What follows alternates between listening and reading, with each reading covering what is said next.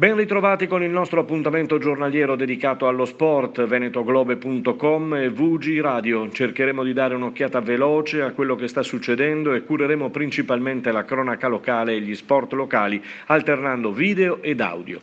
Cominciamo ricordando che 60 anni fa nasceva Ayrton Senna, un fenomeno unico di pilota e di uomo, ossessivo e perfezionista quando correva, malinconico e spirituale, fuori dalle gare, carismatico ed inarrivabile. È stato sicuramente il migliore. A proposito di motori, brutte notizie dalla Spagna, dove si apprende la morte del papà di Oscar Haro, direttore sportivo del team LCR, e la morte dei nonni di Tito Rabat, pilota di MotoGP. La fiaccola dei giochi è arrivata in Giappone, cerimonia ridotta per l'accensione, e ora tutti a pronosticare se questi giochi olimpici si faranno oppure no. Questione stipendi è ancora a far discutere. La Lega Calcio cerca soluzioni anticrisi. Si parla di sospensione degli stipendi con la linea dei club di A che propongono richieste al governo e chiedono ingaggi congelati. La Lazio si ferma, niente allenamenti, per la ripartenza crescono i dubbi. Intanto qualche società organizza con i preparatori atletici le sedute di allenamento a casa e l'Udinese, per volere del suo presidente Pozzo, ha fatto recapitare a casa di ogni giocatore delle cyclette. Controlli anche sui pasti con prodotti integrativi ogni giorno spediti ai giocatori. Per la cronaca regionale e trevigiana, ieri hanno tenuto banco le possibili dimissioni di Mauro Fabris da presidente della Lega Volley Femminile. Il numero uno della Lega, dopo una calda riunione giovedì sera con i club di A1, aveva ventilato la volontà di dimettersi, insieme tra l'altro a due membri del CDA, Piero Garbellotto, presidente dell'Imoco Volley Conegliano, e Alessandra Marzari, presidente di Monza. Oggetto del contendere le decisioni da prendere in questa attuale e delicata situazione, ma ieri invece è arrivato il documento firmato da 11 club di Serie A1 e poi dalla A2 che rinnova la fiducia al presidente. In casa Imoco Volley Conegliano intanto si apprende che il super tifoso Paolo Sartori, conosciuto come Paolone, è stato ricoverato in ospedale colpito da coronavirus. Pro 14 bloccato e sospeso fino a data da destinarsi, cancellata quindi la finale di Cardiff prevista per il 20 giugno. Qualsiasi finale si dovesse giocare e disputare nell'ambito di questa stagione sarà ospitata dalla squadra con il miglior ranking basato sui risultati del campionato della stagione corrente. Si apprende inoltre che sono stati cancellati anche i mondiali Under 20 che si sarebbero dovuti disputare dal 28 giugno al 18 luglio in Italia. Passiamo al basket, anche in questo caso tutto bloccato a partire dalla NBA americana ai nostri campionati nazionali e regionali. Seguiamo con attenzione, oltre alla TVB De Longhi Treviso, che proprio in queste ore conferma di aver disposto lo stop delle attività fino al 30 marzo, seguiamo, vi dicevo, anche la Ruker Sanve, militante in Serie B, che è ferma naturalmente in attesa di ripartire. Ci si augura al più presto. Siamo andati in casa Ruker e abbiamo registrato questo messaggio. Ciao a tutti ragazzi, sono un irriconoscibile Antonello Ricci, come potete ben vedere ho tagliato la barba, in quarantena si fanno delle robe impensabili, ma sono qui perché volevo fare un saluto veloce a tutta la famiglia Ruger Sanve, ai nostri tifosi, alla società, alla squadra, allo staff, a tutti quanti. È un momento difficile per tutti, ma dobbiamo rimanere uniti e solo uniti ne usciamo al più presto. Quindi volevo semplicemente dirvi che la cosa che mi manca di più è proprio l'ambiente sereno e tutta la mia squadra che si vive, tutto l'ambiente sereno che si vive al palazzetto, e quindi mi mancate tanto, ma ne usciremo, ne usciremo.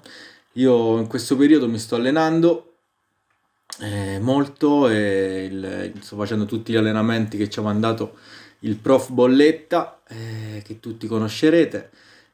Tra l'altro oggi è il compleanno, approfitto per fare tanti auguri. Allenatevi pure voi e dai che lo passiamo questo momento brutto. Un saluto anche a tutti i ragazzi delle giovanili. Forza, insieme ce la facciamo. Ciao! Per non dimenticare e per continuare a tenere vivo l'ambiente calcistico locale, noi abbiamo cominciato a sentire alcune società del campionato di eccellenza, che è quello che abbiamo e stiamo seguendo con maggiore attenzione quest'anno. I nostri contributi video ed audio con allenatori, dirigenti e giocatori. Lo abbiamo fatto anche oggi, sabato, sentendo il tecnico dell'Union QDP, Raffaele Bondonno. Ciao Mirko, come vivo questo momento? Beh, di sicuro con un po' di paura, e con tanta incertezza per quello che riguarda il futuro, perché ormai siamo, siamo in casa da 10 giorni e purtroppo i risultati sono ancora pochi per quelli che dovrebbero essere e per far sì che tutto torni alla normalità, per cui stiamo vivendo sicuramente una cosa più grande di noi, più grande di quello che ci aspettavamo e che potevamo pensare. In questo momento qua il pensiero di sicuro è rivolto alle persone che purtroppo non sono riuscite a combattere questo virus, per cui purtroppo sono morte, alle persone quindi che hanno sofferto per tutto questo e che continuano a soffrire, e un altro pensiero va sicuramente a quelli che invece stanno facendo di tutto per far sì che le persone non si ammalino o che guariscano da questo virus, per cui in questo momento qua è chiaro che parlare di calcio diventa un po' difficile, anche se per qualche momento magari ti fa distogliere il pensiero da questa cosa così negativa. E quindi parlando di calcio, diciamo che la vedo difficile tornare ad allenarsi tra 20 giorni o poco più, insomma. Secondo me è una cosa che andrà un po' più per le lunghe, per cui pensare di riuscire ad allenarsi tra 15 giorni e magari andare in campo tra 20 o tra un mese è una situazione sicuramente che ognuno di noi si augura, perché la voglia di tornare in campo è tanta, perché vorrebbe dire aver sconfitto questo virus e perché ci può permettere di nuovo di tornare alla normalità chi vive di calcio, ma anche tutte le altre persone che vivono di quotidianità che in questo momento è stata tolta.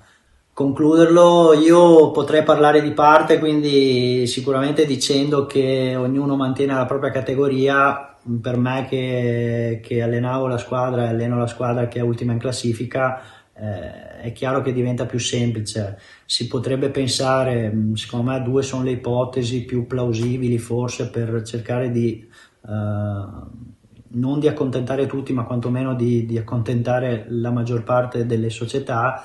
Sarebbe quella di riprendere l'anno prossimo con lo stesso organico, magari invece aggiungendo la squadra che è prima in classifica attualmente nella categoria inferiore, per cui avere dei gironi con più squadre, e l'anno prossimo avere magari una retrocessione in più e riportare quindi tutto tra 2 anni alla normalità, oppure assegnare dei punti di vantaggio alla squadra che è attualmente prima e quindi di conseguenza alla squadra attualmente ultima di penalizzazione, per cui cercare di equiparare un po' la cosa, anche perché portare a termine la stagione adesso, quando ci sono società che magari non ricevono più le sponsorizzazioni da aziende che economicamente sono andate in difficoltà con questo virus, diventa difficile, per cui anche per questo vedo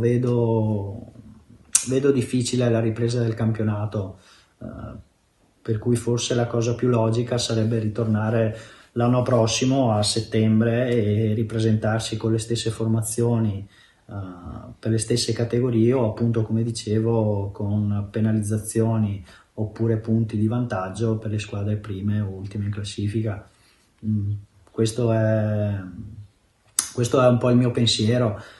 Dopodiché non vorrei essere nei panni di chi questa decisione deve prendere, perché sono sicuro che non tutte le società saranno d'accordo, chi ha investito tanto, chi poco, giustamente farà fatica ad accettare quella che è una decisione, però sicuramente chi prenderà la decisione credo lo farà nel bene di tutti e cercando di accontentare appunto più società possibili, per cui staremo a vedere. Io, se dovessimo tornare in campo, sarei ben felice, perché vuol dire che avremo passato il brutto momento e quindi tutti quanti saremo liberi di poter fare quello che più ci piace. Per cui me lo auguro e niente, questo è l'augurio più grande, e per cui ci aggiorneremo più avanti per sapere com'è andata. Ciao ciao. E con questa intervista termina qui il nostro consueto e giornaliero appuntamento informativo sportivo. A lunedì!